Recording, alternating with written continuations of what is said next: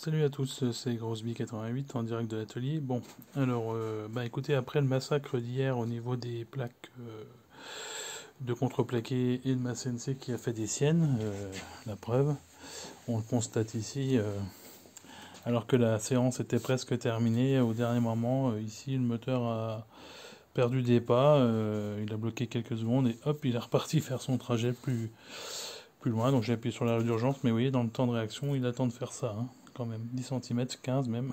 Bon. Bon, dans tous les cas, cette partie-là, je vais peut-être essayer de la récupérer en sciant le contour, puisqu'il est fait, puis que les parties intérieures sont complètement traversées. Il faut que je trouve pourquoi ça a fait ça. Je pense que c'est un problème de vitesse d'avant, j'ai dû faire une erreur dans fusion, et ça devait aller trop vite pour la machine, et je pense elle a rendu, enfin, elle a sauté les pas à cause de ça. Donc il faut que je refasse un G-code propre avec les bonnes vitesses et que je refasse un essai.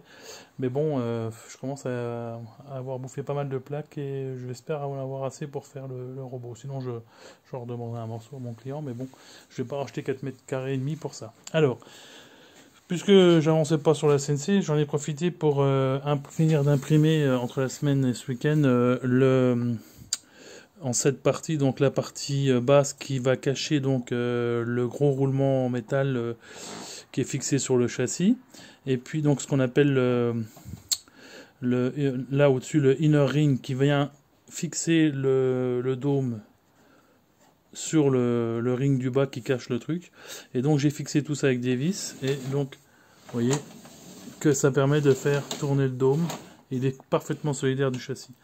Parallèlement à cela, j'ai commencé à en coller la partie supérieure. Alors c'est bien foutu parce que vous faites des petits tétons avec du filament et vous venez en mettre 4 en mettant la colle, 4 ici pour permettre de faire parfaitement l'assemblage. Et donc normalement on est pas mal. Donc ça vient. Et puis donc il y a les mêmes trous, en haut là, pour venir chapeauter sur le dôme et faire un collage à peu près propre. Voilà. Donc voilà où on en est. Écoutez, ça avance quand même bien gentiment. Les pots alu, il faudra que je m'en occupe pour les fixer quand même sérieusement, au moins la peau intérieure sur le châssis, pour voir, parce que là, vous voyez, c'est pas fixé, donc ça bouge dans tous les sens. Et puis, ça, je sais pas trop encore comment je vais m'y prendre, mais ça va le faire, je pense. Puis après, il faut que j'attaque, une fois que le dôme sera fixé correctement et collé, il faut que j'attaque le ponçage et l'apprêtage du dôme pour voir ce que je peux en faire et si je peux arriver à un résultat correct et potable en termes de peinture, sinon il faudra trouver une autre solution. Mais enfin, ça prend quand même une sacrée tournure, c'est propre hein, au niveau impression, mais j'ai ces problèmes liés à mon imprimante qui font que j'ai beaucoup de relief, qu'il va falloir que j'efface complètement à l'aide d'apprêt et de ponçage, donc ça va me prendre un temps fou. Mais voilà, ça devrait le faire.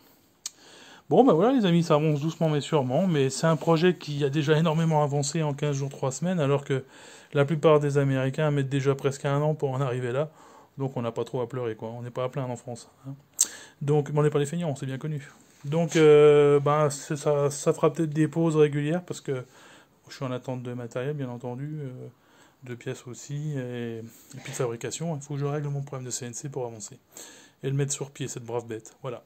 Bon, enfin, ça prend une belle tournure quand même. Allez, bonne soirée, bon week-end. Salut!